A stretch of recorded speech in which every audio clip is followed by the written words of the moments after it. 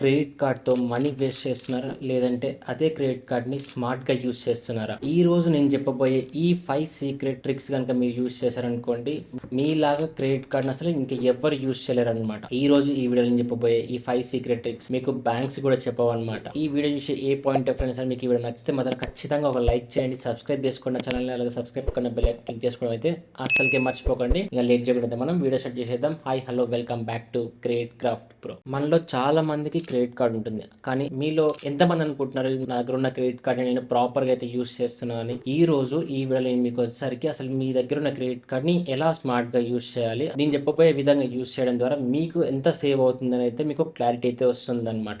So ఈ వీడియోని ఎక్కడ స్కిప్ చేయకుండా లాస్ట్ వరకు అయితే చూస్తాను అనుకుంటున్నాను. Trick number 1, use building cycle smartly. So first every month మీకు ఒక బిల్ అనేది ఏదో ఒక డేట్ అయితే జనరేట్ అవుతుంది. ఫర్ ఎగ్జాంపుల్ కొంతమందికి ఒకసారి 10th జనరేట్ అవ్వచ్చు, కొంతమంది 12th, 20, 25th ఇలా ఒక పర్టికులర్ డేట్ వచ్చేసరికి మీకైతే ఖచ్చితంగా మీ బిల్ అయితే జనరేట్ అవుతుంది కదా. మీరు మీ క్రెడిట్ కార్డ్ ని ఫుల్ ఫ్లెడ్జ్ గా యూస్ చేయాలనుకుంటే పర్టికులర్ టైం అనుకుందాం, ఎవ్రీ మంత్ 10th కి మీ బిల్ జనరేట్ అవుతుంది అనుకోండి. ఆ బిల్ వచ్చేసరికి మీరు 30కి కట్టాలనుకోండి, మీరు యూటిలైజ్ చేద్దాం అనుకుంటారు. ఆ యూటిలైజేషన్ వచ్చేసరికి 10th తర్వాత కనుక, ఇప్పుడు 10th ఈ రోజు అనుకోండి, రేపటి నుంచి కనుక మీరు ఆ కార్డ్ యూస్ చేయడం స్టార్ట్ చేశారనుకోండి, అప్పుడు మీకు అరౌండ్ 30 days వస్తుంది. దాంతో పాటుగా మీకు ఇంకొక 20 days కూడా మీరు బిల్ పేమెంట్ చేసేందుకు టైం అయితే దొరుకుతుంది అనమాట. అంటే అరౌండ్ గా మనకి ఒక 50 days వరకు టైం అయితే వస్తుంది అనమాట. సో ఇలా కనుక మీరు యూస్ చేశారనుకోండి, మీకు ఆల్మోస్ట్ 50 days అయితే మీ ఇంట్రెస్ట్ ఫ్రీ పీరియడ్ అయితే దొరుకుతుంది అనమాట. అండ్ అదే 50 days మీరు ఇంట్రెస్ట్ లేకుండా అయితే మీ క్యాష్ ఫ్లో అయితే మెయింటైన్ చేసేసుకోవచ్చు అనమాట. ఏదన్నా ఒక పెద్ద పర్చేస్ చేద్దాం అనుకున్నారు అనుకోండి, ఒక హెవీ అమౌంట్ స్పెండ్ అయ్యే వస్తువులు ఏదైనా కొందాం అనుకున్నారు అనుకోండి, అది మీరు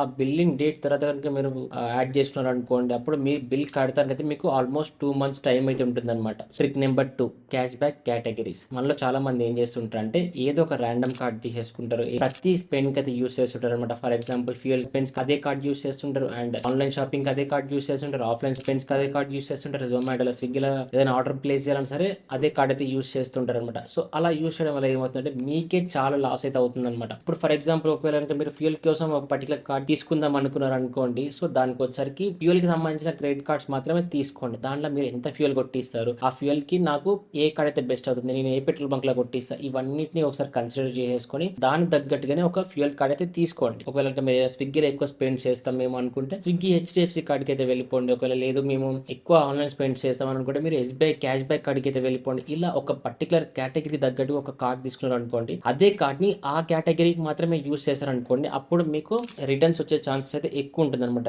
ఏ కేటగిరీ ఆఫ్ స్పెండ్స్ కి ఆ కేటగిరీ ఆఫ్ క్రెడిట్ కార్డ్ తీసుకోవడం అనేది చాలా బెనిఫిట్ అయితే అవుతుంది అనమాట. Trick number 3, full amount pay చేయండి. ఎప్పుడైతే మీకు బిల్ జనరేట్ అవుతుందో, ఎంతైతే అమౌంట్ జనరేట్ అవుతుందో ఆ అమౌంట్ మొత్తాన్ని ఒకటేసారి పేమెంట్ చేసానికి అయితే ట్రై చేయండి. లేదు మేము మర్చిపోతాం అని అనుకుంటే మాత్రం ఆటో పేమెంట్ అయితే మీరు ఎనేబుల్ చేసి పెట్టేసుకోండి. అదేంటంటే మీకు ఒక ఏదైతే మీ సేవింగ్స్ అకౌంట్ ఇస్తారో ఆ సేవింగ్స్ అకౌంట్ నుంచి ఆటోమేటిక్ గా మీ బిల్ జనరేట్ అయిన తర్వాత మీరు కట్టే టైం ఉంటుంది కదా, ఆటోమేటిక్ గా కట్ చేసేసుకుంటుంది అనమాట.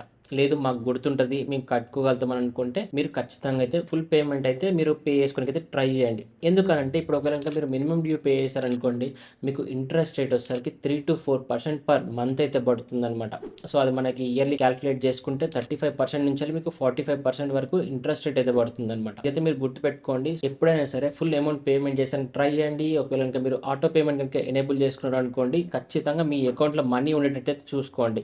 లేదు అని అంటే ఆటో డెబిట్ కనుక ఫెయిల్ అయిపోయింది అనుకోండి, మీకు చార్జెస్ పడే ఛాన్స్ అయితే ఉంటుంది అనమాట. సో ఇదైతే పక్కా గుర్తుపెట్టుకోండి. ఆన్ టైంలో అయితే బిల్ పేమెంట్స్ అయితే పే చేసానికి ట్రై చేయండి. ఈ విధంగా మీరు ఫుల్ పేమెంట్ కట్టుకున్నారు అనుకోండి, మీకు లేట్ పేమెంట్ ఫీజ్ అయితే ఉండదు, సిబిల్ స్కోర్ అనేది బూస్ట్ అవుతుంది, అండ్ దాంతో పాటుగా మీకు ఎట్లాంటి ఇంట్రెస్ట్ అయితే ఉండదు అనమాట. Trick number 4, don't waste reward points. మనలో చాలా మంది ఏం చేస్తుంటారు అంటే రివార్డ్ పాయింట్స్ అనేది కలెక్ట్ చేస్తూ ఉంటారు. కొంతమంది ఏం చేస్తారంటే సార్ మనకి రివార్డ్ పాయింట్స్ ఉన్నాయి, ఇన్ని ఉన్నాయని కూడా ఎవరు గుర్తించారు అనమాట. కొంతమంది ఏం చేస్తారంటే యూస్ చేస్తుంటారు, కానీ అవి ఎప్పుడు ఎక్స్పైర్ అయితే అనేది అయితే ఎవరు గుర్తించారు అనమాట. సో అదైతే మీరు కంటిన్యూస్ గా మానిటర్ చేసుకుంటూ ఉండండి. ఎన్ని రివార్డ్ పాయింట్స్ మీరు కలెక్ట్ చేశారో, ఆ రివార్డ్ పాయింట్స్ ని ఎక్కడ యూస్ చేసినా నాకు ఎక్కువ బెనిఫిట్ వస్తుంది, అసలు ఈ రివార్డ్ పాయింట్స్ ని నేను ఎలా రిడీమ్ చేసేసుకోవచ్చు అనేది అయితే మీరు ఒక ఐడియా అయితే పెట్టుకోండి. ప్రతి ఒక్క కార్డుకి ఒక రివార్డ్ సిస్టమ్ అయితే ఉంటుంది కదా, సో దాని గురించి తెలుసుకోండి. దాని ద్వారా మీకు వచ్చే రివార్డ్ పాయింట్స్ ఓన్లీ మనకి క్రెడిట్ కార్డ్‌లో చూసుకున్నట్టయితే ఓన్లీ క్యాష్ బ్యాక్ ఒక్కటే కాదు, మనకి రివార్డ్ పాయింట్స్ కూడా వస్తూ ఉంటాయి అనమాట. సో వాటన్నిటిని అయితే గుర్తుపెట్టుకోండి. అసలు ఈ రివార్డ్ పాయింట్స్ ఎక్కడ రిడీమ్ చేసుకుంటే ఎక్కువ రిటర్న్స్ వస్తాయి అనేది మీరు ఒక ఐడియాకి అయితే రండి. సో అలా మీరు ఆ రివార్డ్ పాయింట్స్ అయితే ఖచ్చితంగా యూజ్ చేసుకోవడానికి అయితే ట్రై చేయండి. కొన్ని బ్యాంక్స్ ఏం చేస్తాయంటే మనకి reward points life time provide చేస్తుంటాయి అనమాట. కొన్ని బ్యాంక్స్ ఏం చేస్తుంటే మనకి 1 ఇయర్ ఆర్ 2 ఇయర్స్ మనకి రివార్డ్ పాయింట్స్ ఎక్స్పైర్ అయిపోతాయి అయితే కండిషన్ అయితే పెడుతూ ఉంటాయి అనమాట. సో వాటన్నిటిని అయితే మీరు ఫస్ట్ ఒక్కసారి రివైజ్ చేసుకోండి. అసలు ఈ రివార్డ్ పాయింట్స్ ఎన్ని రోజులు ఉంటాయి, మనకి లైఫ్ టైం ఉంటాయి, దేనికి ఎంత ఎలా స్పెండ్ చేస్తే మనకి రివార్డ్ పాయింట్స్ ఎక్కువ వస్తాయి, ఈ రివార్డ్ పాయింట్స్ మనం ఎక్కడ యూజ్ చేసుకోవచ్చు అని కనుక మీకు ఒక క్లారిటీ ఉందనుకోండి, అప్పుడు ఆ రివార్డ్ పాయింట్స్ మీరు రిడీమ్ చేసేసుకున్నారంటే మీకు బెనిఫిట్ అనేది ఎక్కువ వస్తుంటది అనమాట. సో ఆ రివార్డ్ పాయింట్స్ మనం ఫ్లైట్ టికెట్ బుక్ చేసుకోవడానికి యూజ్ చేసుకోవచ్చు, హోటల్స్ బుక్ చేసుకోవడానికి యూజ్ చేయొచ్చు, అండ్ గిఫ్ట్ కార్డ్స్ గా కూడా మీరు వాటిని అయితే రిడీమ్ చేసేసుకోవచ్చు అనమాట. సో వీటన్నిటికైతే ఆ రివార్డ్ పాయింట్స్ అయితే మనం యూజ్ చేసుకోవచ్చు. ఒకసారి మీరు మీ కార్డ్ గురించి అయితే ఒకసారి క్లియర్ గా తెలుసుకోండి, మీరు ఏ క్రెడిట్ కార్డ్ అయితే యూజ్ చేస్తున్నారో సంబంధించిన రివార్డ్ సిస్టమ్ అయితే ఖచ్చితంగా ఉంటుంది అనమాట. సో దాన్ని బట్టి అయితే మీ రివార్డ్ పాయింట్స్ అయితే ప్రాపర్ గా యూజ్ చేసుకోండి. Trick number 5, no cost EMI smart use. చాలా వరకు ఇప్పుడు అమెజాన్ లో చూసుకున్నా, ఫ్లిప్కార్ట్ లో చూసుకున్నా మనకి ఏంటంటే నో కాస్ట్ ఈఎంఐ ప్రొడక్ట్స్ అనేది చాలా అవైలబుల్ ఉంటాయి అనమాట.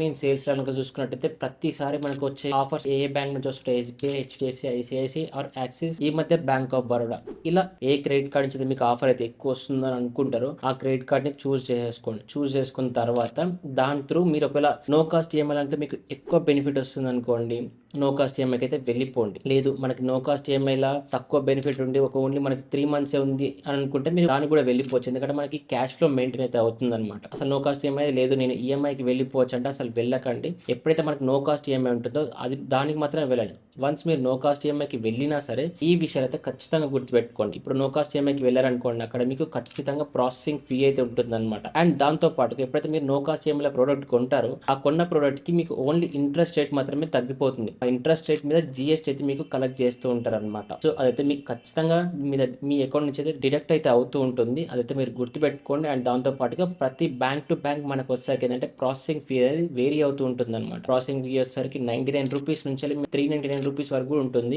ఒకసారి అయితే అది గుర్తుపెట్టుకోండి, చెక్ చేసేసుకోండి. మీరు ఏ కార్డ్ మీద నో కాస్ట్ ఈఎంఐ తీసుకుందాం అనుకుంటున్నారో దాంట్లో ప్రాసెసింగ్ ఫీ ఎంత పడుతుంది అండ్ మనకి ఎంత డిస్కౌంట్ వస్తుంది, డైరెక్ట్ కొంత ఎంత డిస్కౌంట్ వస్తుంది, నో కాస్ట్ ఈఎంఐ కొంటే ఎంత డిస్కౌంట్ వస్తుంది, అండ్ దాంతో పాటుగా ఈఎంఐ కొనుక్కుంటే మనం మేనేజ్ చేయగలుగుతామా, మనం ప్రాపర్ గా ఈఎంఐని కట్టగలుగుతామా అనేది కూడా మీరు దృష్టిలో పెట్టుకున్న తర్వాత మాత్రమే నో కాస్ట్ ఈఎంఐకి అయితే వెళ్ళండి. నో కాస్ట్ ఈఎంఐ కొనుక్కోవడం అనేది వరస్ట్ థింగ్ అయితే ఏం కాదు. ఎప్పుడైతే మీరు రీపేమెంట్ చేయగలుగుతారో అండ్ దాంతో పాటుగా ప్రాసెసింగ్ ఫీజ్ తక్కువ క్రెడిట్ కార్డ్ యూస్ చేస్తారో అప్పుడు మాత్రం మీకు ఆ క్రెడిట్ కార్డ్ అయితే మీకు బెస్ట్ క్రెడిట్ కార్డ్ అయితే అవుతుంది అనమాట. ఇప్పుడు నేను చెప్పిన ఈ 5 ట్రిక్స్ అన్నిట్లలో మీకు బెస్ట్ అనిపించిన ట్రిక్ కింద నాకు కింద కామెంట్ సెక్షన్ లో కామెంట్ చేయండి. ఈ 5 ట్రిక్సే కాదు ఫ్రెండ్స్, మీకు నేను ఇలాంటి చాలా tips and tricks credit card సంబంధించిన అయితే మన ఛానల్ అయితే తీసుకొస్తూ ఉంటాను అనమాట. ఇప్పటివరకు ఈ వీడియో మీరు చూసారంటే ఈ వీడియో మీకు ఎంతో కొంత హెల్ప్ఫుల్ అయిందని అయితే అనుకుంటున్నాను. ఒకవేళ మీకు ఈ వీడియో హెల్ప్ఫుల్ అనిపిస్తే మాత్రం ఖచ్చితంగా ఒక లైక్ చేయండి, సబ్స్క్రైబ్ చేసుకోండి ఛానల్. అలా సబ్స్క్రైబ్ పక్కన బెల్ ఐకాన్ క్లిక్ చేసుకోవడం అయితే అసలుకే మర్చిపోకండి ఫ్రెండ్స్. ఇంకా మీకు ఏమైనా డౌట్స్ ఉన్నా కానీ మీ క్రెడిట్ కార్డ్ సంబంధించింది లేదంటే మీ సిబిల్ స్కోర్ సంబంధించి ఎట్లాంటి డౌట్స్ ఉన్నా సరే నాకు కింద కామెంట్ సెక్షన్ లో కామెంట్ చేయండి. అయితే ప్రతి ఒక్కరికి అయితే రిప్లై ఇస్తాను అనమాట.